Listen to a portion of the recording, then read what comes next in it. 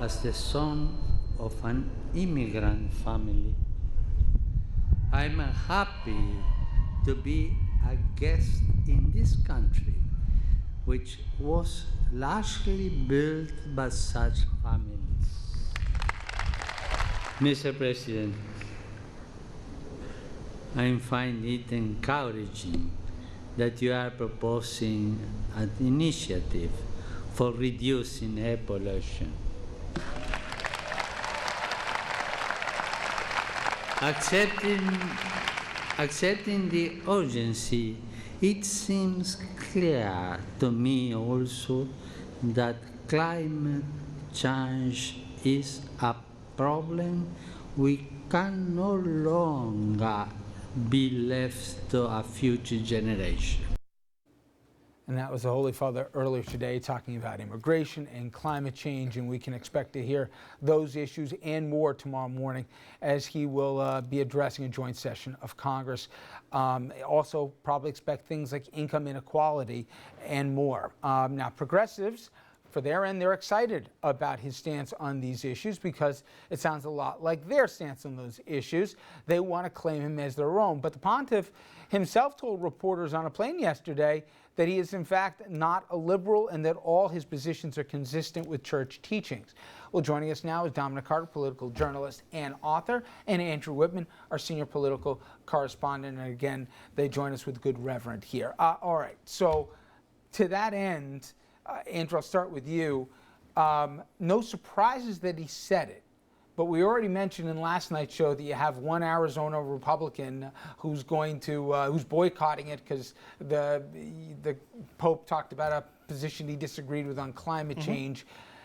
Everyone is going to be asked their reaction after the Pope speaks.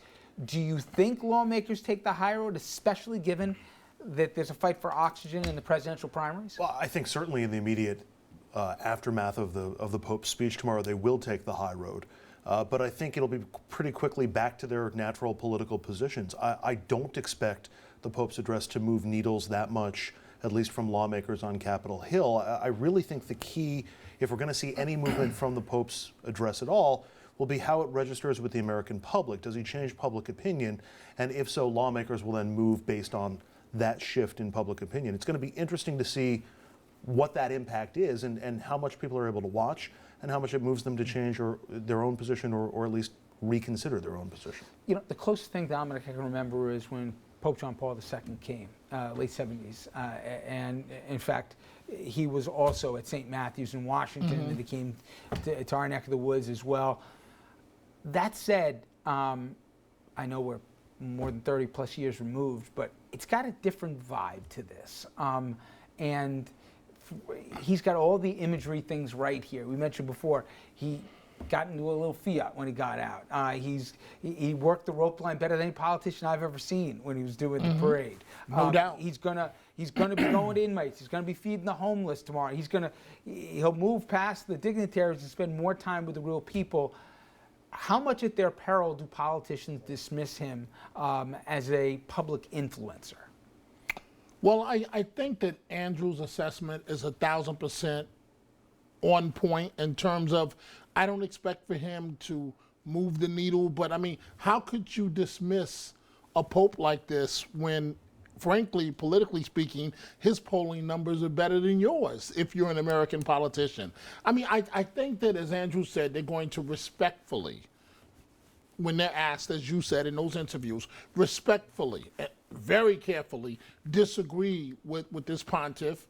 But, but this guy, Richard, he's connecting in ways, and it's going to help the Catholic Church. I mean, you're going to see, and you've been talking about this, a re-energized base, if you will, where people, as you well know, you know this better than anybody here, are going to want to turn back to the church. This guy, this pope, I'm not referring to the pope as a guy, this pontiff is the real deal.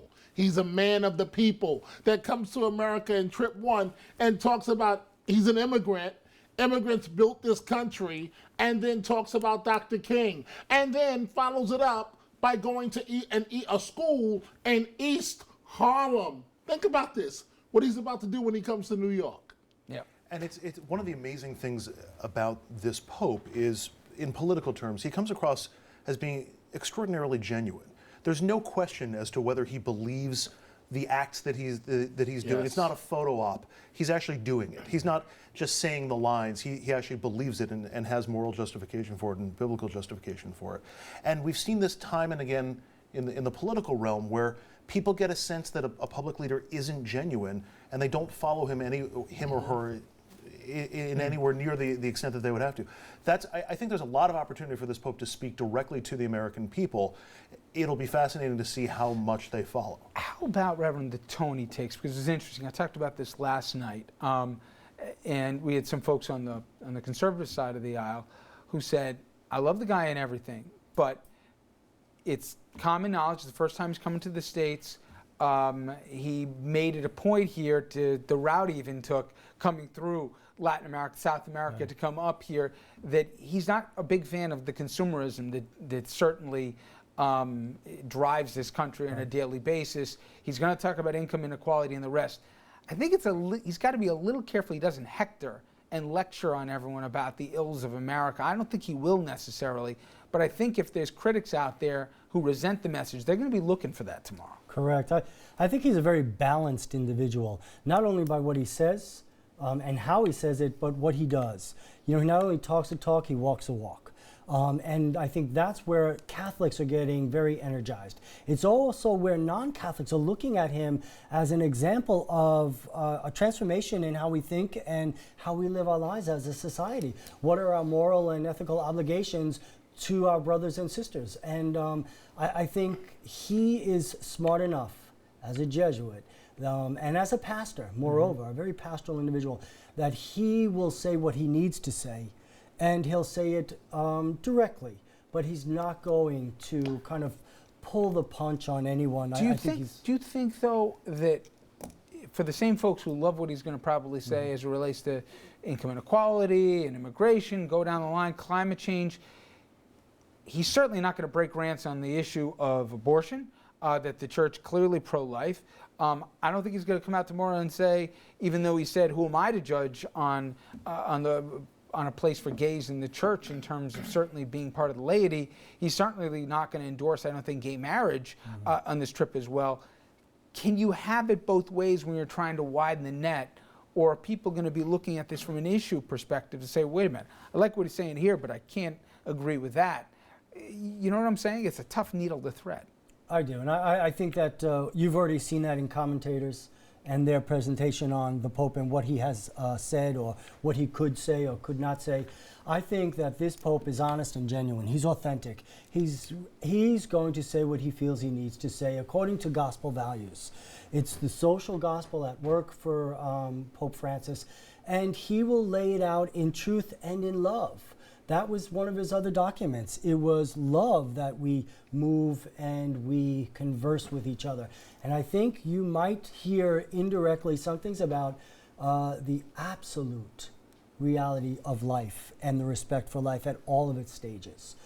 He'll be able to say that in such ways, I think many people will understand what he's saying, and that it will be clear enough that they will see it and understand it. I'm curious, and we may never find this out, but I wonder if this Pope has a political agenda. I mean, he clearly has positions that he'd like to see our country and other countries take on certain issues that are critical to him. He will not do that in expressly political terms, but I wonder if somewhere in the back of his mind or on his agenda is swaying the political direction of the country towards those issues. I don't think he would have done what he did if he didn't have an end game in mind here. As he said, he's not that young a guy. It's amazing in our church when somebody said, well, I hear all the words, but I haven't seen some substance. I go, are you kidding me? This is light years from this church. I mean, you got to go back, to the 60s when we had a major change in terms of doctrine. We didn't do masses in Latin anymore. I mean, this is, seismic how fast this happens, but yet tangible church policy changes. Do you think in our lifetimes we'll see women in the priesthood? What kind of possibilities are there, and do you think we'll hear about them before he leaves? No, I don't think you'll hear it from the Pope. However, he will address the need for advancement, the need for inclusion, the need for more people sitting at decision-making processes within the church at large, and indirectly what he's saying is the role of women in the church. We need to look at that. There needs to be a dialogue.